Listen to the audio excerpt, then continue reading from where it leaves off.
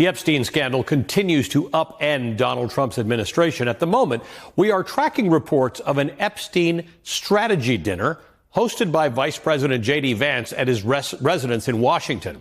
Now, this was supposed to be attended by top Department of Justice officials, but in just the past few hours, we've heard reports that the strategy session may have been canceled or moved to another location or just rescheduled. El escándalo de Jeffrey Epstein no solo está sepultando a Donald Trump, sino que también está hundiendo a quienes aún apuestan por este liderazgo. Kash Patel, Dan Bongino, Pam Bondi. Todos han perdido el favor del movimiento MAGA. Y ahora el siguiente en la lista es JD Vance. Así es, amigos, el mismísimo JD Vance que lleva años preparándose para ser el heredero político de Trump en 2028.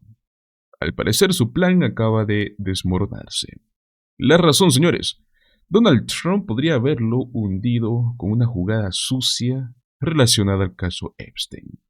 Y lo peor es que parece parte de una estrategia para poder embarrar a todos los que lo rodean. Vamos a entrar a los detalles, pero primero quiero que veamos un anuncio por parte del Lincoln Project, que seguramente Trump ya lo vio, el cual explica mucho. Escuchen. Oops, Donald.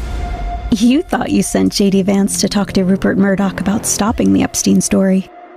Well, that didn't work. But there's something you should worry about, Donald. Something you should think about. What if JD Vance cuts a deal with Rupert? Maybe JD Vance and Rupert figured out the succession. Who comes after you? They don't want to wait. Maybe they talked about when to start the 25th Amendment process to take you out. You should have sent Don Jr. or someone else that you could trust. Because you know JD Vance will tell anybody whatever it takes to get what he wants. And Rupert, he won't just listen to JD. He'll take action. And if JD and Rupert get their way, you'll lose, Donald. You'll lose everything. Sinceramente, señores, JD Vance no diría ni una palabra si es que Trump fuera reemplazado hoy mismo bajo la enmienda 25. Es más, hasta lo celebraría en silencio, porque Vance no está preocupado por Trump, está preocupado por él mismo. Y sabe que el caso Epstein se ha convertido en un problema real. Uno que fácilmente podría arruinar sus planes presidenciales. Y es que ya no hay duda de que esto es un encubrimiento. Y es más, Trump lo ha dejado en evidencia con sus propias palabras cuando dijo lo siguiente. Were you aware of and did you personally approve the prison transfer for Ghislaine Maxwell that your Justice Department I didn't know about it at all. No, I read about it just like you did. And do you believe that she is It's not a very uncommon thing. Do you believe that she's credible to be listening to? Your Deputy Attorney General sat down with her recently. Well, let me tell you, he's a very talented man. His name is Todd Blanche. He's a very legitimate person, very high, just a very highly thought of person, respected by everybody. And I didn't talk to him about it, but I will tell you that whatever he asked would be totally appropriate, and it's not an uncommon thing to do that. And I think he probably wants to make sure that, people that should not be involved or aren't involved are not hurt by something that would be very, very unfortunate, very unfair to a lot of people. But I will say this, Todd Blanche is one of the most highly respected people you'll ever meet. Ese elogio a Todd Blanche, su abogado de confianza, no es una casualidad. Recordemos que Todd Blanche fue el encargado de interrogar a Ghislaine Maxwell durante 9 horas. ¿Y qué dijo ella? Que supuestamente Trump no hizo nada inapropiado en su presencia. Conveniente, ¿no? Pero la cosa no termina ahí, porque luego de que se filtrara que JD Vance sería el anfitrión de una cena secreta con Pam Bondi, con Kash Patel y con Todd Blanche, para poder discutir si revelar o no las transcripciones del Departamento de Justicia sobre Maxwell, pues Donald Trump subió al escenario y lanzó esta frase. You said this morning that you probably won't be running for a third term. This weekend, Secretary of State Rubio said that he thought JD Vance would be a great nominee. You could clear the entire Republican field right now. Do you agree that the heir apparent to MAGA is JD Vance? Well, I think most likely, in all fairness, he's the vice president. I think Marco is also somebody that maybe would get together with JD in some form. I also think we have incredible people, some of the people on the stage right here. JD Vance es el vicepresidente. Pero hay muchas grandes mentes, ¿no? Hay muchos grandes personajes en esta tarima, como Marco Rubio. ¿Eso suena como una afirmación o como una amenaza velada? Lógicamente, Trump no quiere darle el respaldo total. ¿Por qué? Porque JD Vance ha dicho en privado que esto se está manejando fatal, que los archivos de Epstein tienen que salir a la luz. Entonces, ¿por qué Trump lo involucra en reuniones sobre Epstein? Porque, señores, quiere que todos estén manchados. Que si él cae, caen todos. JD Vance incluido.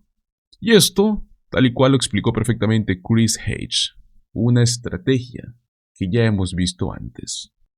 Good evening from New York. I'm Ali Velshi in for Chris Hayes. The Epstein scandal continues to upend Donald Trump's administration. At the moment, we are tracking reports of an Epstein strategy dinner hosted by Vice President JD Vance at his residence in Washington. Now, this was supposed to be attended by top Department of Justice officials, but in just the past few hours, we've heard reports that the strategy session may have been canceled or moved to another location or just rescheduled. There's a lot we still do not know, but here's what we do know.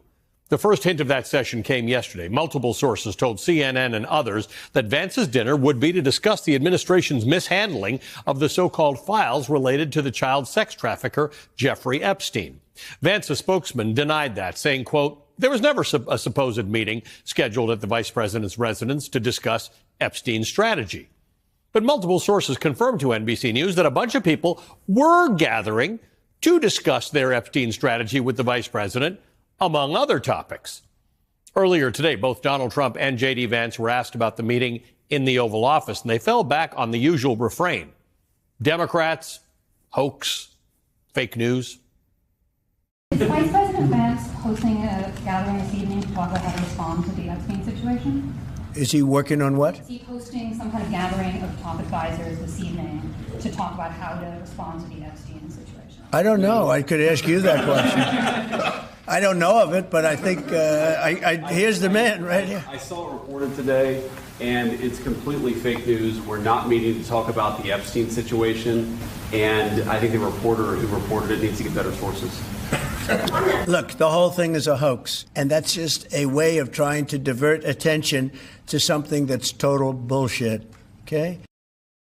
Just remember, moments ago, he had said he had no idea about this meeting. Now he knows it's a hoax. NBC News confirmed that Vance's dinner guests were set to include the Attorney General, Pam Bondi, who continues to have legal obligations to Donald Trump as his personal attorney, having represented him in his first impeachment.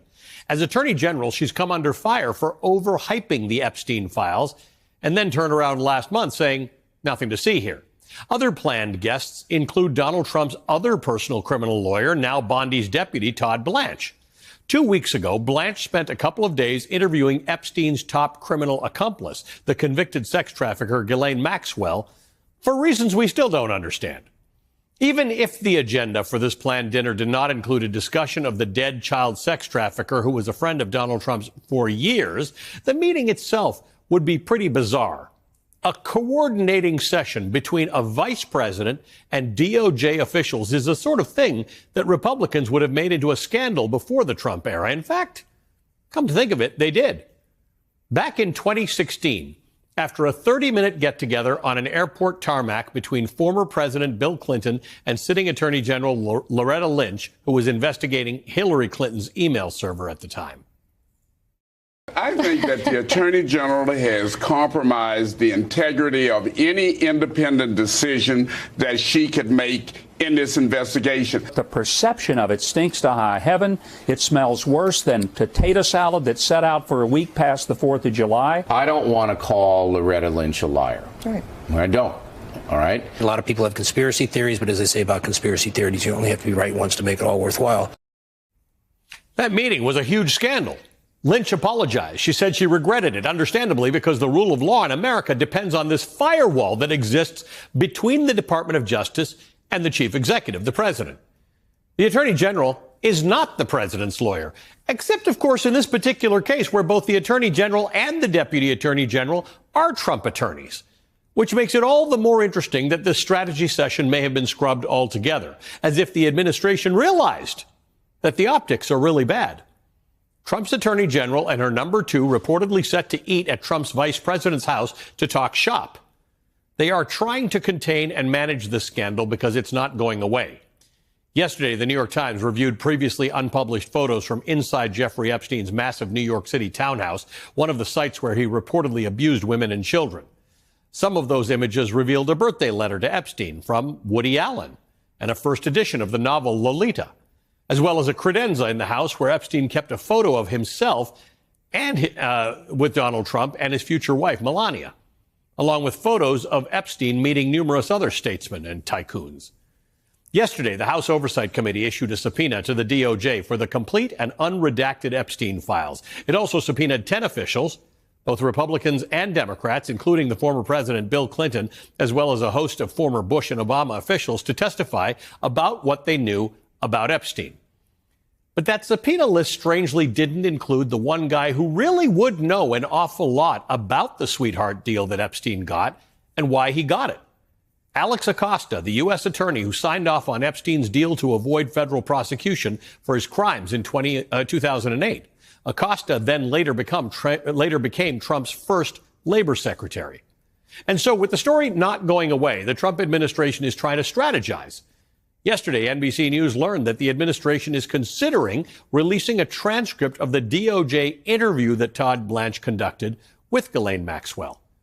Just days after that interview, the DOJ moved Maxwell to a minimum security prison for nonviolent offenders in an apparent violation of federal prison regulations. Multiple sources tell CNN that the administration has also discussed having Blanche hold a press conference or even giving an interview to the popular podcaster Joe Rogan, a Trump supporter who's blasted the administration for breaking its promise to release the Epstein files. One thing is clear, the administration still doesn't seem to have much of an Epstein strategy other than backing Trump's attempts to shift the conversation away from his relationship with Epstein. Congressman Jamie Raskin is a Democrat of Maryland. He serves as the ranking member of the Judiciary Committee. He joins me now. Congressman, thank you for joining us. I want to just lean into your expertise as a lawyer for a moment. This dinner, if it's happening tonight or not happening, we don't know.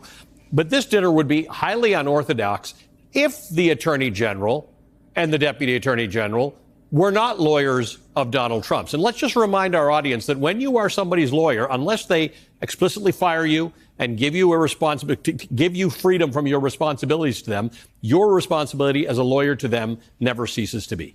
Donald Trump no busca aliados, busca escudos humanos. Y si tiene que destruir el futuro político de JD Vance para salvarse, lo va a hacer sin pestañear, porque su prioridad no es el movimiento, no es el partido, peor la verdad. Es el mismo. Pero lo que no entiende Trump es que mientras más personas él arrastre al fango, más obvio se vuelve este encubrimiento. Y más probable es que todo termine explotando con consecuencias históricas. El caso Epstein no se va, y JD Vance acaba de aprenderlo, pero de la peor manera. Muchas gracias por acompañarme hasta el final de este video. Recuerda, como siempre, dale like, comparte el contenido y suscríbete al canal. Nos vemos en el próximo video.